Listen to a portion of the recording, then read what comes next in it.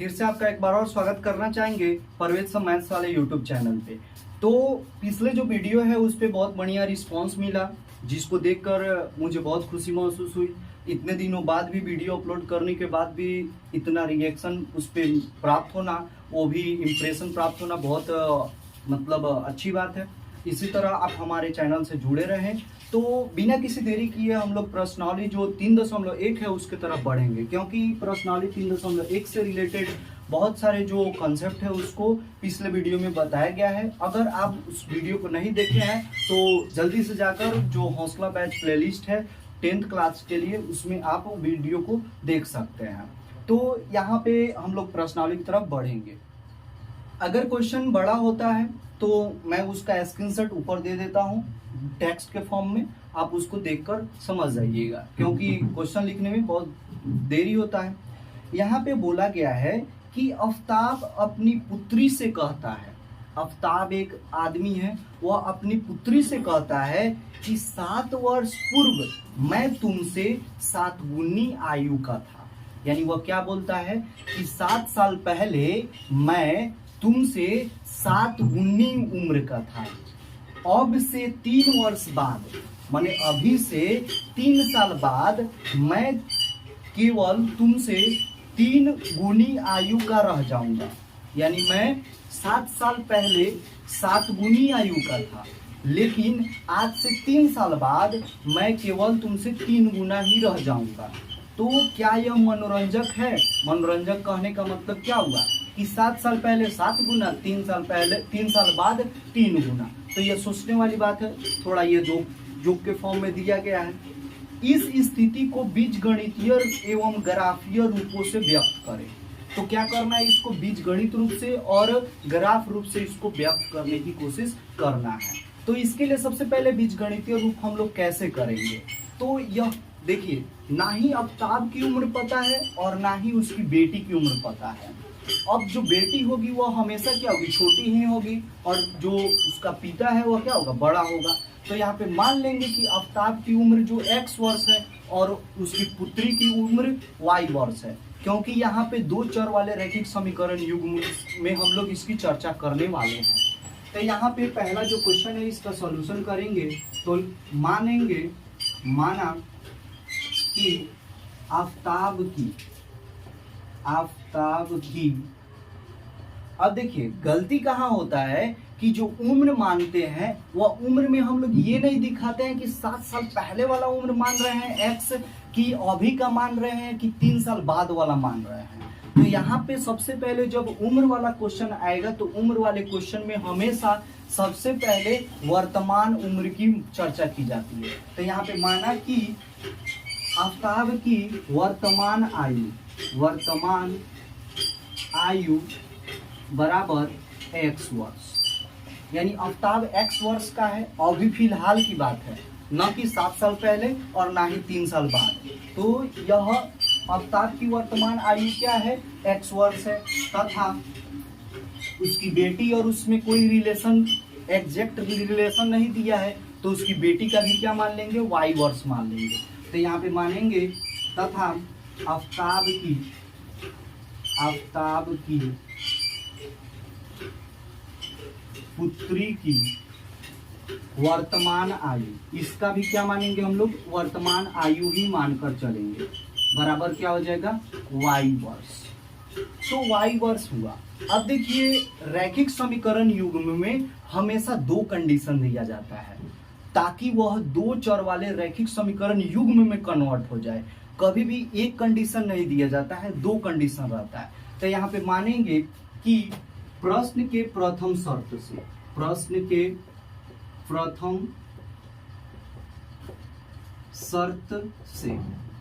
प्रथम शर्त में क्या बोला है, यह बोला है कि जो आप लोग क्वेश्चन को मिला भी सकते हैं कि आफ्ताब बोल रहा है अपनी पुत्री से कि 7 साल पहले मैं तुम्हारे उम्र का 7 गुना था। यानी कहने का मतलब क्या हुआ कि अगर मान के चलिए आफ्ताब की उम्र अभी 14 साल की होगी, तो वो 14 साल तो नहीं होगा क्योंकि 21 साल पे तो शादी होता है, तो 28 साल मान लीजिए।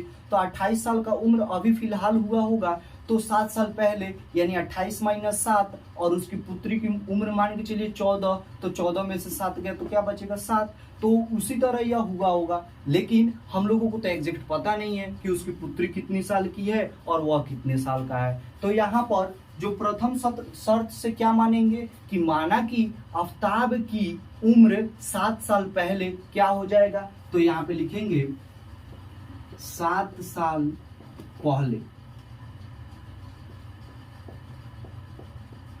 आफताब की आयु, आफताब की आयु वह क्या होगा। तो अभी कितना है उसका, वर्तमान में x वर्ष है, तो 7 साल पहले, पहले मतलब पीछे, अब बाद मतलब आगे, तो पहले कहेगा तो घटाएंगे, अब बाद कहेगा तो जोड़ेंगे। तो यहाँ पे क्या हो जाएगा, अब वर्तमान में से 7 साल घट जाएगा तो x माइनस क्या हो जाएगा 7, और यह क्या हो जाएगा वर्ष। और उसकी पुत्री का क्या हो जाएगा, पुत्री का आयु 7 साल पहले क्या होगा, तो अभी कितना है y वर्ष है, तो यहाँ पे क्या हो जाएगा y माइनस 7 वर्ष। अब यहां से अब यह प्रश्न में क्या बोला कि 7 साल पहले तुम्हारे उम्र से मैं 7 गुना था, तो इस दोनों को हम लोग क्या करेंगे, पहले बराबर करेंगे। बराबर करेंगे तो क्या होगा x माइनस 7 बराबर y माइनस 7। अब देखिए 7 साल पहले यह जो आफताब का उम्र है वह इसकी पुत्री का 7 गुना है, तो 7 गुना है, इसका मतलब क्या हुआ, उसकी पुत्री के उम्र का 7 गुना है, तो पुत्री का उम्र y माइनस 7 है तो उसका 7 गुना यह है। तो यहाँ पे क्या हो जाएगा x माइनस 7 बराबर 7y और माइनस क्या हो जाएगा 49 होगा। अब इस चीज को हम लोग इधर ला लेंगे तो यहाँ पे क्या हो जाएगा x माइनस यह क्या हो जाएगा 7y माइनस 7 और यहाँ पे क्या हो जाएगा माइनस माइनस माइनस इधर आएगा तो प्लस 49 इक्वल टू 0 और यहाँ पे क्या हो जाएगा x माइनस 7y प्लस में 42 बराबर में 0 और यह क्या हो जाएगा समीकरण 1 हो जाएगा। अब बिल्कुल इसी तरह हम लोग दूसरे कंडीशन में देखेंगे, तो यहाँ पे लिखेंगे प्रश्न के दूसरे शर्त से, तो 3 साल पहले बोला है, 3 साल बाद, तो 3 साल बाद तो आफताब की उम्र क्या हो जाएगी, आफताब की उम्र तो वह क्या हो जाएगा अभी से 3 साल बाद, तो x प्लस 3, तो यहाँ पे क्या हो जाएगा x प्लस 3 वर्ष। और उसकी पुत्री का कितना हो जाएगा, तो पुत्री का जगह कम है इसलिए थोड़ा यहाँ पे एडजस्ट कर दे रहे हैं, नहीं तो फिर से मिटाना पड़ेगा। तो पुत्री का क्या हो जाएगा y प्लस में 3 वर्ष 3 साल बाद। अब क्या बोला कि 3 साल बाद मैं तुम्हारी उम्र का मात्र 3 गुना ही रह जाऊंगा, यानी कहने का मतलब 3 साल बाद, कहने का मतलब इसका जो आफताब का उम्र x प्लस 3 है और उसकी पुत्री का कितना है y प्लस 3 है, तो यह 3 साल बाद यह अपनी पुत्री का जो आयु है उसके 3 गुना है, यानी कहने का मतलब इसकी पुत्री के 3 गुना क्या है आफताब का उम्र है। तो यहाँ पे क्या हो जाएगा x प्लस में 3 बराबर 3y प्लस में 9 और यह 3y इधर ला लेंगे 9 को इधर लाएंगे, तो यहाँ पे क्या हो जाएगा x माइनस 3y और प्लस में 3 माइनस 9 बराबर में 0 और यहाँ पे क्या हो जाएगा x माइनस 3y और माइनस 6 बराबर में 0 और ये समीकरण क्या हो जाएगा 2 हो जाएगा। तो यहाँ पे समीकरण युग्म की बात कर लें बीजीय ग्रुप में, तो बीजीय रूप क्या हो जाएगा, यहाँ पे बीजीय रूप में यहाँ पे क्या है x minus 7y x minus 7y और प्लस में 42 बराबर में 0 समीकरण 1 और यहाँ पे दूसरा समीकरण x माइनस 3y और यहाँ पे माइनस 6 बराबर में 0 समीकरण 2 और यही क्या होगा बीजीय रूप हुआ। ग्राफीय रूप का निरूपण करेंगे, फिलहाल इसका स्क्रीनशॉट ले लें। जैसे कि अब इस क्वेश्चन को क्या करना है बीजगणितीय रूप में लिखना है, तो बीजगणितीय रूप में लिखने के लिए सबसे पहले आपको 2 चर वाले रैखिक समीकरण युग्म रहने चाहिए, तब आप क्या कर सकते हैं उसको बीजगणितीय रूप में लिख सकते हैं। और बीजगणितीय रूप को आपको क्या करना है ग्राफीय रूप में यानी ज्यामितीय फॉर्म में लिखना है, तो इसके लिए भी क्या करना होगा आपको सबसे पहले 2 चर वाले रैखिक समीकरण युग्म बनाना पड़ेगा। तो यहाँ पे बन चुका है। इसके लिए सबसे पहले अब ग्राफीय निरूपण के लिए क्या करते हैं, तो ग्राफीय निरूपण के लिए हम लोग सबसे पहले ग्राफीय निरूपण के लिए इसके लिए सबसे पहले हम लोग क्या करते हैं, यहाँ पे खंड बनाते हैं, जहां पर हम लोग इसको दो भाग में बांटते हैं। एक जो भाग कहलाता है वह x कहलाता है और दूसरा y कहलाता है। इसमें सबसे पहले कम से कम 2 या 3 हम लोगों को पॉइंट निकालने की जरूरत पड़ती है। और वह 2 या 3 पॉइंट निकालने का मतलब क्या हुआ कि वह 2 या 3 बिंदु x और y का निकालते हैं, जहां पर हम लोग क्या कर सके, उसको ग्राफ में दिखा सके। तो वह कैसे निकलता है, तो उसके लिए सबसे पहले हम लोग कोई भी हम लोग क्या करते हैं, यहाँ पर समीकरण लेते हैं और समीकरण लेकर हम लोग x और y को बनाते हैं। अब देखिए यहाँ पे करने के लिए अब ग्राफीय निरूपण करना है, तो अब आपका यह भी क्वेश्चन हो सकता है कि सर आप तो लिखे हैं x और y लिखे हैं और यहाँ पर जो समीकरण है 2 समीकरण दिया है, तो अब बताइए x किस में रखेंगे और y किस में रखेंगे। तो अब कंफ्यूजन हो सकता है, क्योंकि अगर समीकरण 1 में x का वैल्यू रखते हैं तो b में अगर समीकरण 2 में y का वैल्यू रखते हैं तो दोनों मैच नहीं करेगा, तो यहाँ पे आंसर नहीं आएगा। तो इसके लिए सबसे पहले क्या करना पड़ता है, पर्सनल एक एक समीकरण का हम लोगों को यहाँ पे खंड बनाना पड़ता है। तो यह किसके लिए हम लोग बना रहे हैं, तो समीकरण 1 के लिए समीकरण 1 में दिया है x माइनस 7y प्लस में 42 बराबर में 0। तो यहाँ पर हम लोग क्या करते हैं, इसको 2-3 खंड में इसको बांट देते हैं। तो बांटेंगे तो क्या है, अब सबसे पहले यहाँ पर देखा जाता है कि यहाँ पे कोई x का वैल्यू रखेंगे तो y का निकलता है और y का वैल्यू रखेंगे तो x का वैल्यू निकलेगा। तो यहाँ पे क्या करेंगे, हम लोग x का वैल्यू अगर 0 रखते हैं तो y का वैल्यू क्या आएगा, तो यहाँ पे x का वैल्यू अगर 0 होगा तो यहाँ पे 0 और माइनस 7y प्लस में 42 और बराबर में 0, और यहाँ पे क्या हो जाएगा माइनस 7y बराबर में माइनस 42, माइनस से माइनस कट गया, 7 छक 42, यानी y का वैल्यू कितना आएगा 6, यानी x का वैल्यू जब 0 होगा तो y का वैल्यू कितना आएगा 6 आएगा। अब हम लोग क्या करते हैं, y का वैल्यू 0 रखते हैं, y का वैल्यू 0 रखेंगे तो x का वैल्यू क्या आएगा, तो यहाँ पर x माइनस 7 गुने y का वैल्यू क्या रखना है 0, तो यहाँ पे 0 और यहाँ पे प्लस में 42 बराबर में 0। तो यहाँ पे क्या आएगा, x माइनस 0 और प्लस में 42 है तो 0 का कोई वैल्यू नहीं होगा, तो यहाँ पे क्या हो जाएगा प्लस में 42 बराबर में 0, तो x बराबर क्या आ जाएगा यहाँ पे माइनस में 42। तो यहाँ पे क्या हो जाएगा, x का वैल्यू माइनस में 42। 2 ही बिंदु लेकर चलेंगे और इसी से हम लोग ग्राफ बना सकते हैं। तो यहाँ पे तीसरा निकालने की जरूरत नहीं है, तो अब अगले समीकरण के लिए भी निकालना पड़ेगा यह बिंदु। तो इसके लिए आप देखेंगे तो अगला समीकरण जो हमारा है वह क्या है, तो अगला समीकरण है यहाँ पे x माइनस 3y और माइनस 6 बराबर में 0। तो इसके लिए भी 2 बिंदु निकालना पड़ेगा, x और y का वैल्यू रखेंगे और यहाँ पे निकलते जाएगा। x का वैल्यू अगर 0 रखेंगे तो क्या होगा, तो x का वैल्यू 0 रखेंगे तो 0 या गायब हो गया, तो यहाँ पे क्या बचेगा माइनस 3y और माइनस 6 बराबर में 0, और यहाँ पे माइनस 3y बराबर में यह माइनस इधर जाएगा तो प्लस में हो जाएगा, यानी प्लस में 6, यानी केवल यहाँ पे क्या लिखेंगे 6, 3 दूनी 6, यानी y बराबर माइनस में 2, यानी y का वैल्यू कितना आ गया -2। अब यहाँ पर हम लोग x का वैल्यू 0 रखे थे तो y का वैल्यू -2 आया। अब y का वैल्यू क्या करेंगे 0 रखेंगे, तो y का वैल्यू 0 रखने से क्या होगा, तो यहाँ पे x और y का वैल्यू 0 रखेंगे तो y वाला टर्म गायब हो जाएगा, बचेगा क्या -6 बराबर में 0। तो यहाँ पे x बराबर क्या हो गया 6, यानी x का वैल्यू क्या आएगा 6 होगा। अब यहाँ पर 2 दिया है और 2 कंडीशन दिया है, और इस 2 कंडीशन से हमको क्या करना है, इसको ग्राफीय रूप में निरूपित करना है। तो इसके लिए सबसे पहले हम लोगों को ग्राफ खींचने की जरूरत है, तो इसके लिए बोर्ड को इरेज करना पड़ेगा। फिलहाल आप इसका स्क्रीनशॉट ले सकते हैं।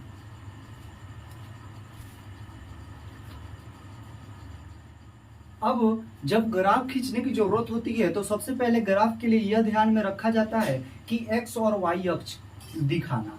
तो यहाँ पे बिंदु के हिसाब से देखते हैं कि क्या है, तो x का वैल्यू निगेटिव है और पॉजिटिव है, निगेटिव भी और पॉजिटिव भी है। y का वैल्यू यहाँ पे दोनों में पॉजिटिव है और यहाँ पे निगेटिव है, यानी पॉजिटिव हम लोगों को एक्सिस लेकर चलना पड़ेगा और निगेटिव एक्सिस भी लेकर चलना पड़ेगा। तो इसके लिए हम लोग सबसे पहले क्या करेंगे, यहाँ पर यह y एक्सिस यह हो गया और यहाँ पे क्या हो गया, x एक्सिस हो गया।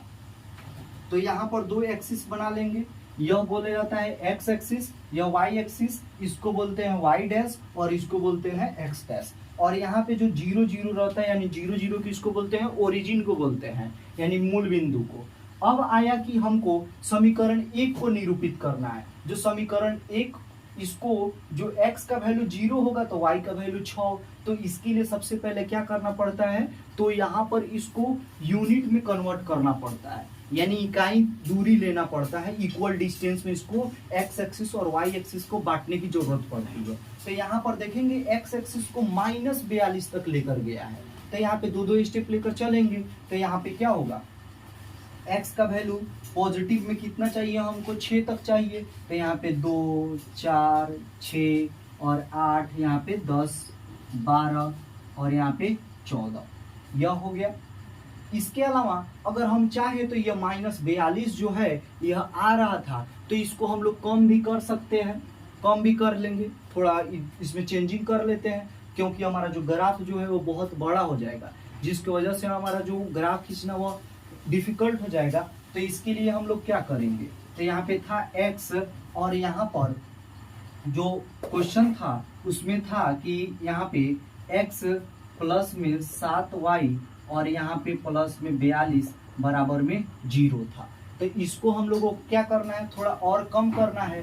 तो हम लोग y का वैल्यू क्या पुट करें, तो यहाँ y का वैल्यू -3 पुट करते हैं। तो -3 पुट करेंगे तो क्या होगा, x प्लस 7 गुने -3 और प्लस में 42 बराबर में 0। तो यहाँ पे हो जाएगा x -21 और प्लस 42 इक्वल टू 0, और यहाँ पे हो जाएगा x और यहाँ पे क्या हो जाएगा, प्लस में यहाँ पे 21 इक्वल टू 0 और x बराबर क्या हो जाएगा, -21। तो यहाँ पे हम लोग इसको चेंज कर लेते हैं। तो अगर y का वैल्यू क्या पुट किए हैं, -3, तो यहाँ पे -3 पुट किए हैं, तो x का वैल्यू कितना आया है, -21 आया है।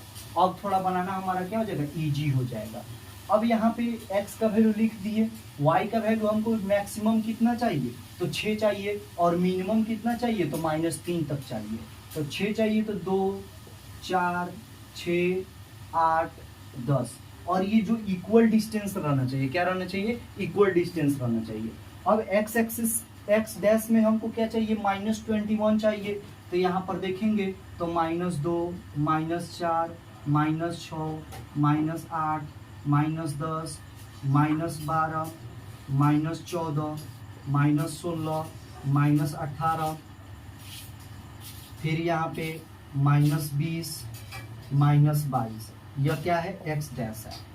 अब y में हमको यहाँ पे ले लेंगे -2 -4 -6 -8 -10, और ये क्या हो गया, अब यह ग्राफ बन गया। अब प्लॉट करना शुरू करेंगे। तो एक के लिए पहले समीकरण 1 के लिए क्या है, तो x का वैल्यू 0 तो y का वैल्यू 6, तो x का वैल्यू 0 और y का वैल्यू यहाँ पे बिंदु होगा, तो 0,6 यह हो गया। उसके बाद -21 और -23, यानी x का वैल्यू पहले -21 यहाँ पे होगा और -3, तो -3 लगभग यहाँ आधा होगा।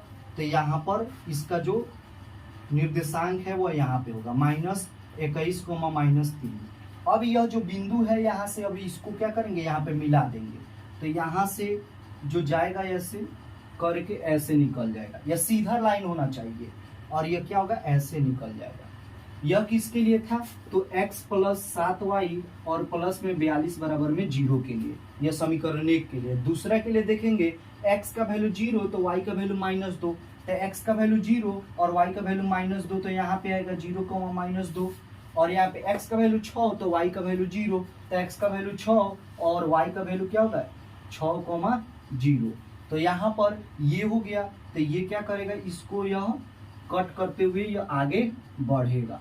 तो यह किसके लिए था, तो x -3y और -6 बराबर में 0 के लिए। और यही क्या हुआ, ग्राफीय निरूपण हुआ। यह ग्राफ में इसको बनाते तो यह लाइन जो था वो हम लोगों को सीधा सीधा दिखाई देता। यहाँ पे बोर्ड पे अच्छे तरह से नहीं बन पाता है, इसीलिए यहाँ पे टेढ़ा दिखाई दे रहा है। तो आप इसका स्क्रीनशॉट लीजिए। वीडियो थोड़ा लेंदी हो रहा है, लेकिन बड़ा हो रहा है, लेकिन उससे मतलब नहीं रहना चाहिए, कॉन्सेप्ट को समझ में आना चाहिए। इसका स्क्रीनशॉट लीजिए, फिर अगले क्वेश्चन की तरफ बढ़ते हैं।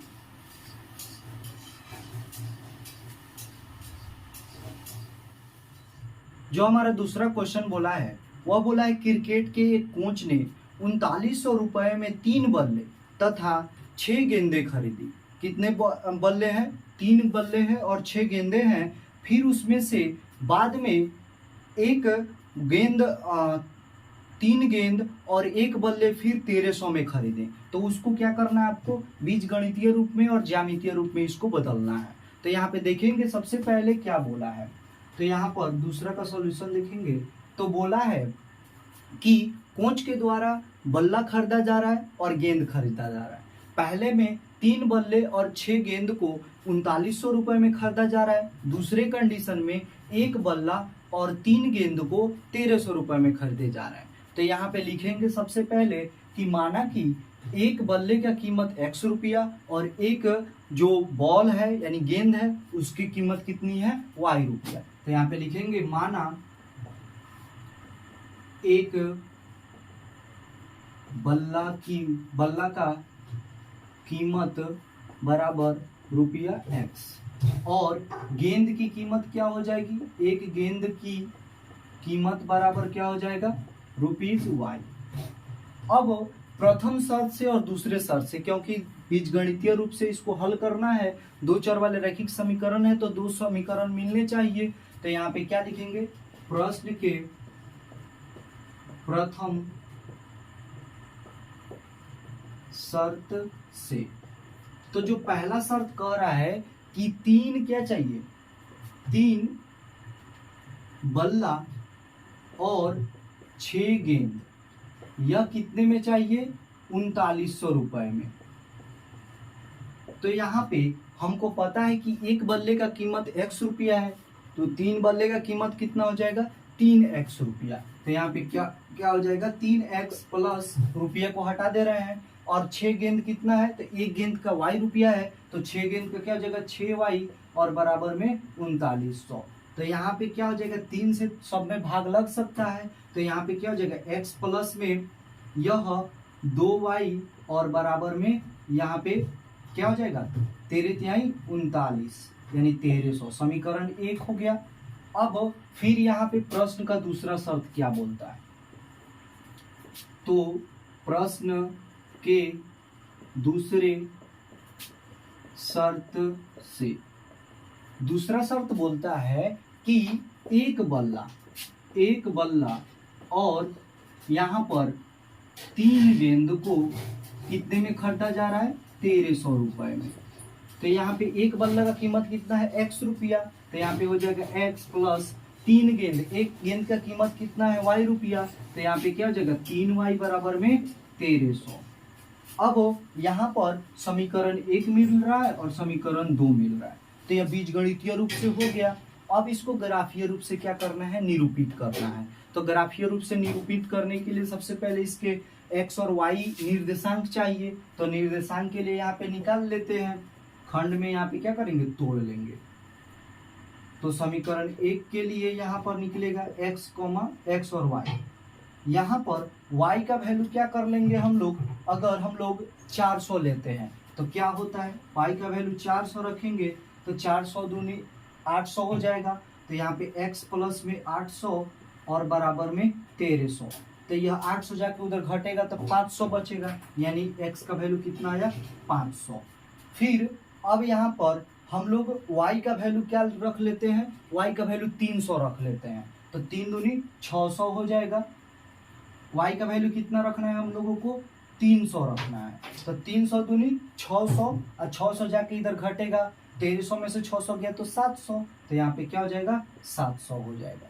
तो यहाँ पर 2 बिंदु मिल गया। फिर यहाँ पर अगर सॉल्व करेंगे तो क्या होगा? उसी तरह हम लोग x और y लेकर चले, तो अगर x का वैल्यू हम लोग क्या रख ले? x का वैल्यू यहाँ पे 100 रख ले तो क्या होगा? तो 100 जाके इधर घटेगा, तो 1300 में से 100 गया तो 1200 और 3 से कटेगा, 3y बराबर 1200 यानी 400 हो जाएगा। यानी x का वैल्यू 100 तो y का वैल्यू 400। अब फिर हम लोगों को y का वैल्यू अगर हम लोग क्या कर लें, तो y का वैल्यू अगर हम लोग 400 ले लेते हैं तो क्या होता है, तो y का वैल्यू तो यहाँ पे 400 है ही, 400 छोड़ देते 300 लेते हैं तो क्या होता है, तो 3 3 900 और 900 जाके उधर घटेगा, 13 में से 900 गया तो क्या बचेगा, 500 बचेगा। तो यहाँ पे क्या हो जाएगा 500। अब यहाँ पर यह समीकरण 1 के लिए भी मिल गया बिंदु और समीकरण 2 के लिए मिल गया, तो हम लोग क्या करेंगे, इसको ग्राफीय विधि से सॉल्व कर लेंगे। तो इसके लिए सबसे पहले हम लोगों को क्या करना पड़ेगा, एक्स एक्सिस और वाई एक्सिस को खींचना पड़ेगा। और चूंकि देख रहे हैं कि x और y दोनों क्या है, पॉजिटिव है, तो हम लोगों को x और y का जो निगेटिव जो एक्सिस है उसको लेने की जरूरत नहीं है। तो यहाँ पर क्या करेंगे, हम लोग ड्रॉ करेंगे। तो यहाँ पर एक एक जो इकाई है वो 100 दूरी का लेकर चलेंगे। तो x का जो मैक्सिमम है वो 700 है और y का मैक्सिमम कितना है, 400। तो x का मैक्सिमम यह होगा, तो 100, 200, 300, 400, 500, 600 और यहाँ पे 700, यह x का वैल्यू है। और y का वैल्यू कितना है, मैक्सिमम 400। तो यह इक्वल डिस्टेंस रहना चाहिए, यानी बराबर दूरी y पर भी और बराबर दूरी x पर भी। तो यहाँ पे क्या हो जाएगा, 0 है, या 0 एक्सिस बोलते हैं। 0 यहाँ पे जो होता है यह क्या होता है, मूल बिंदु होता है, यहीं से सभी दूरियां मापी जाती है। और यहाँ पे ऊपर जो होगा वह 100, 200, 300 और यहाँ पे क्या हो जाएगा, 400 होगा। अब यहाँ पर हम लोगों को समीकरण 1 में क्या है, x का वैल्यू 500 तो y का वैल्यू 400। तो x का वैल्यू 500 तो y का वैल्यू 400, यानी लगभग यह बिंदु यहाँ पर आएगा, यहाँ पर, यानी x का वैल्यू 500 तो y का वैल्यू 400। और फिर x का वैल्यू 700 तो y का वैल्यू 300। तो x का वैल्यू 700 तो y का वैल्यू यहाँ पर 300 होगा, यहाँ पर लगभग होगा यह x का वैल्यू 700 तो y का वैल्यू कितना है, 300। अब यहाँ पर यह क्या होगा, यह ग्राफ मिलते हुए यहाँ पे नजर आएगा। फिर यहाँ पर दूसरे कंडीशन में यह किसके लिए समीकरण है, तो यह x प्लस 2y बराबर 1300, x प्लस 2y बराबर में 1300 यह लिख देते हैं ताकि पता चल जाएगा कि यह किसके लिए लिखा गया है। फिर यहाँ पे x का वैल्यू 100 तो y का वैल्यू 400। तो x का वैल्यू 100 तो y का वैल्यू 400, यानी 100,400। फिर x का वैल्यू 500 तो y का वैल्यू 300। x का वैल्यू 500 तो y का वैल्यू यहाँ पे क्या हो जाएगा, 300, यानी यहाँ पे x का वैल्यू कितना है, 500, तो यहाँ पर आएगा लगभग, और यहाँ पर यानी x का वैल्यू 500 तो y का वैल्यू 300, और यह यहाँ पे क्या होगा, आएगा।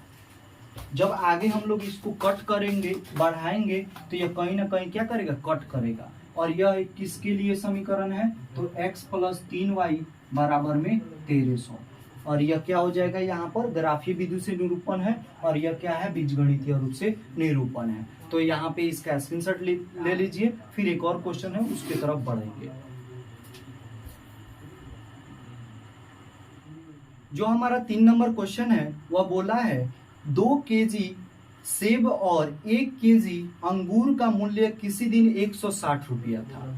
यानी अंगूर और सेब खरीदने गए तो 2 किलो हम लोग क्या खरीदे, सेब खरीदे, और 1 किलो अंगूर खरीदे, तो उसका वैल्यू कितना हो गया, 160 रुपया था।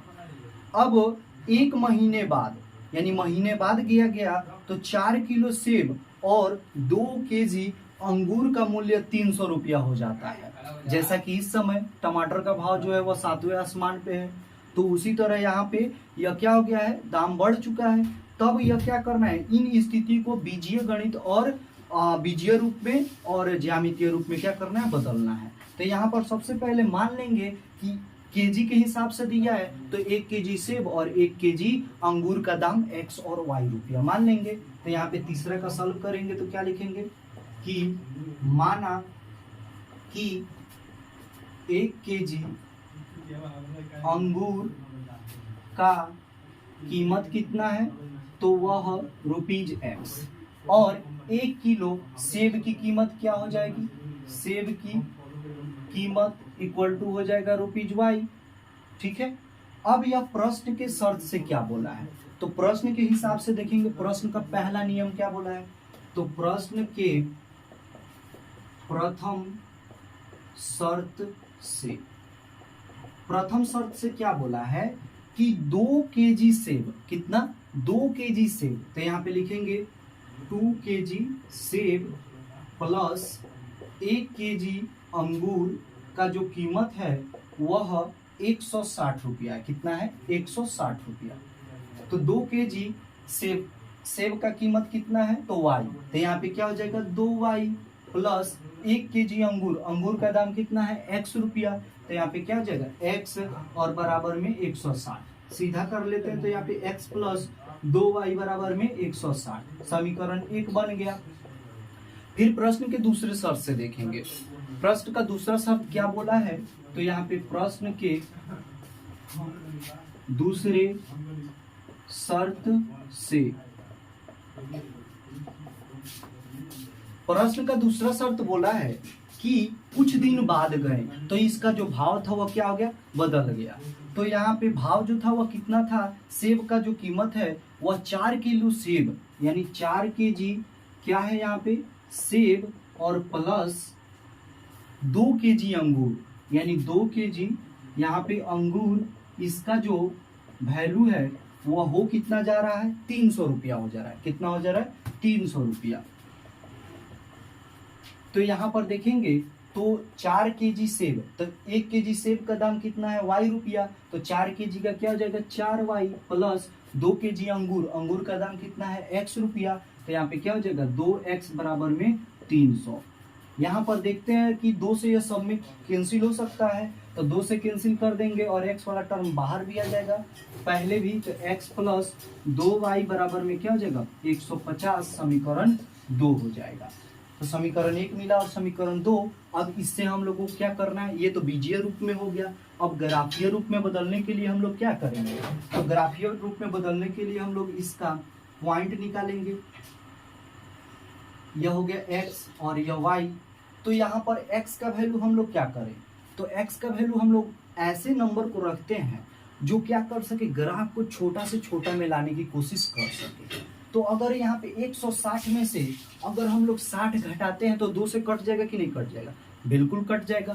तो x का वैल्यू हम लोग क्या रख लेते हैं 60, तो यहाँ पर जाएगा 60 तो घट जाएगा, यानी यहाँ पे क्या हो जाएगा 60 प्लस 2y बराबर में 160, तो यहाँ पे 2y बराबर में 160 और यहाँ पे प्लस में से प्लस इधर जाएगा तो माइनस 60, यानी 2y बराबर में क्या हो जाएगा 100, यानी यहाँ पे y का वैल्यू क्या हो जाएगा 50, यानी x का वैल्यू 60 रखे तो y का वैल्यू क्या आ गया 50 आ गया। फिर अगर देखें तो यहाँ पर x का वैल्यू अगर 40 रखेंगे तो अभी कट जाएगा, तो x का वैल्यू क्या रखते हैं 40, तो यहाँ पे 40 जाकर घटेगा तो 160 में से 40 गया तो क्या बचेगा 120, और 120 में 2 से भाग लगाएंगे तो कितने में बदल जाएगा 60 में बदल जाएगा।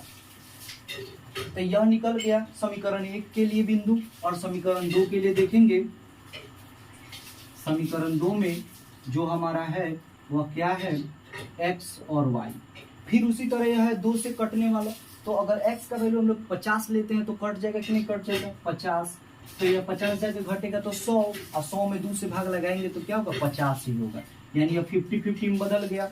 अब फिर x का वैल्यू हम लोग क्या रखें, तो x का वैल्यू अगर हम लोग यहाँ पर अगर हम लोग 60 रखते हैं, क्या रखते हैं 60, तो जाके घटेगा तो 90 हो जाएगा, क्या होगा 60 इधर जाके घटेगा तो 90, यानी x का वैल्यू अगर 60 रखे तो y का वैल्यू क्या होगा, तो 150 यहाँ पे रख के देख लेते हैं, 60 प्लस 2y बराबर में 150, तो यहाँ पे 60 जाके घटेगा तो क्या हो जाएगा 90 में बदलेगा, यानी 2y बराबर में 90, यानी y का वैल्यू कितना हो जाएगा 45, तो y का वैल्यू क्या लिख देंगे यहाँ पे 45। अब क्या करना है, इस सभी से हम लोगों को ग्राफ बनाना है। ये तो क्या हो गया ग्राफीय निरूपण के लिए कंडीशन आया, शर्त आया कि क्या क्या यहाँ पे बिंदु मिल सकता है। अब यहाँ पे लास्ट स्टेप क्या है, इसका ग्राफ बनाना है, तो फिलहाल इसका स्क्रीनशॉट ले लीजिए, उसके बाद ग्राफ बनाकर इस वीडियो पे एंड करेंगे।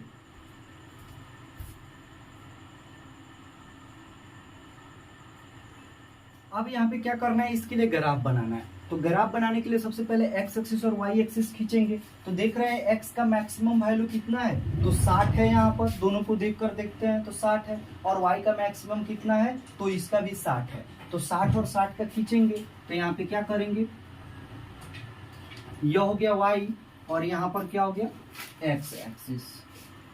यहाँ पर लिखेंगे 10, 20, 30, 40, 50 और 60। फिर यहाँ पे 10, 20, 30, 40, 50 और 60 और ये हो गया 0। यहाँ पर देखेंगे 60x का वैल्यू है तो y का वैल्यू 50, तो यहाँ पे x का वैल्यू 60 तो y का वैल्यू क्या हो जाएगा यहाँ पे 50, यहाँ पे लगभग। तो यहाँ पे x का वैल्यू 60 तो y का वैल्यू 50।